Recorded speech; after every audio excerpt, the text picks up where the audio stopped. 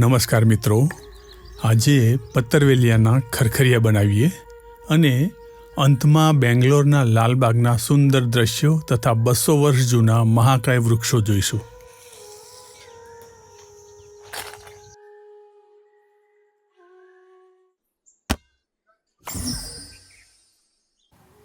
આજે આપણે અળવીના પાનના ખરખરિયા બનાવીશું. પાનની દાંડીને આ રીતે કટિંગ કરીને કાઢી લઈશું.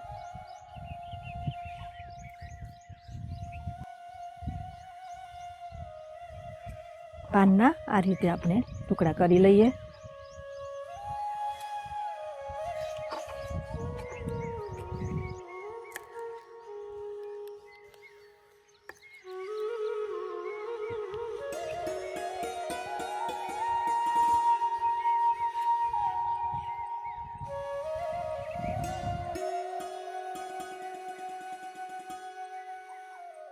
આપણે બેટર તૈયાર કરી લઈએ. આ છે ચણાનો લોટ એટલે કે બેસન. આપણે 4 ચમચી બેસન લઈશું.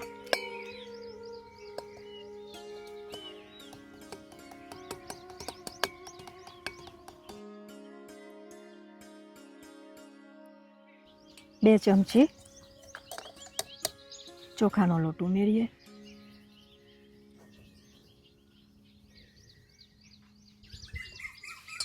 અડધી ચમચી અજમો ઉમેરીએ.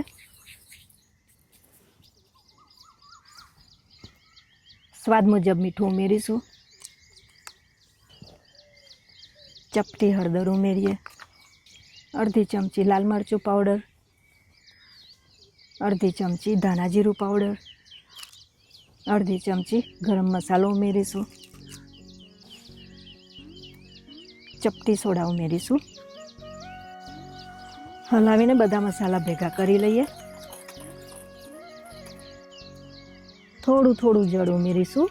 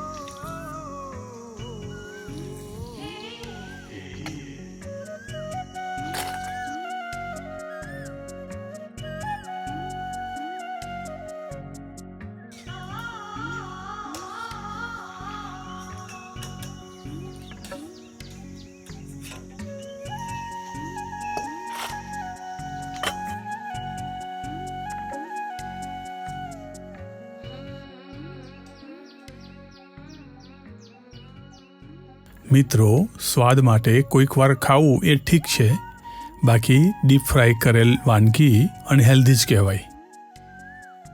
તળેલું ખાઈને 30 મિનિટ જલ ન પીવું અને જ્યારે પીવો ત્યારે હુંફાળું જલ પીવો તો આપણને એનું નુકસાન ઓછું થશે. હવે આપણે બેંગ્લોરનો લાલબાગ ગાર્ડન જોવા જઈ રહ્યા છીએ. લાલબાગ ગાર્ડન 1716માં બનેલો છે.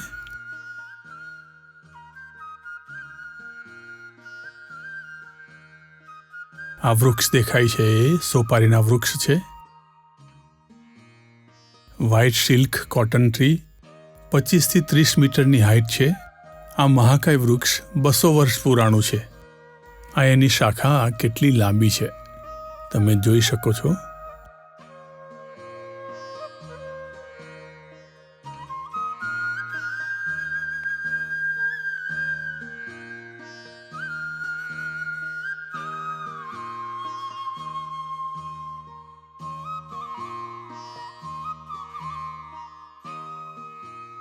અમારી સાથે સરખામણી કરી શકાય એ રીતે આ ક્લિપ લીધી છે તો વૃક્ષ કેટલું વિશાળ છે તેનો અંદાજ આવશે. આવા પુરાણા કેટલાય વૃક્ષો આ બાગમાં છે.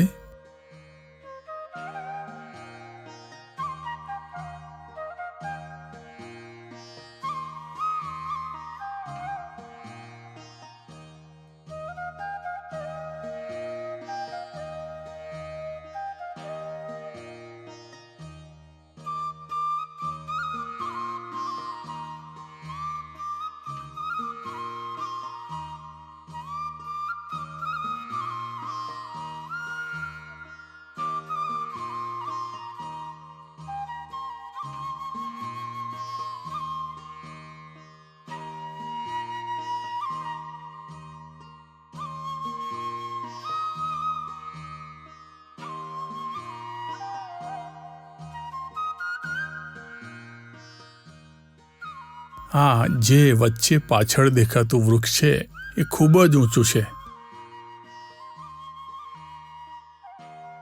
વૃક્ષ પાસે ફરતા લોકોથી આપણને અંદાજ આવશે કે આ વૃક્ષ કેટલું ઊંચું છે.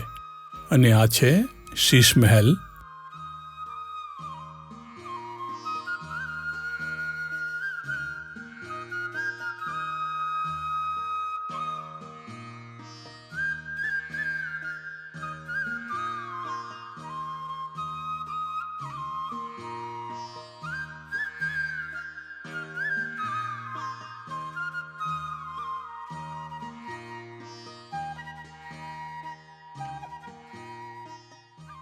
ફણસનું વૃક્ષ.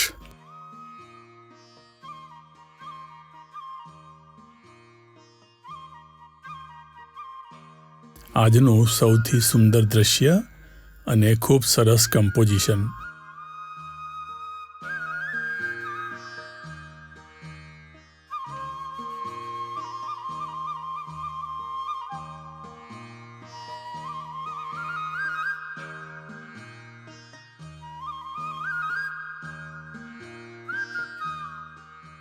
તો ચાલો મિત્રો, આવતા વિડીયોમાં ફરીથી મળીએ.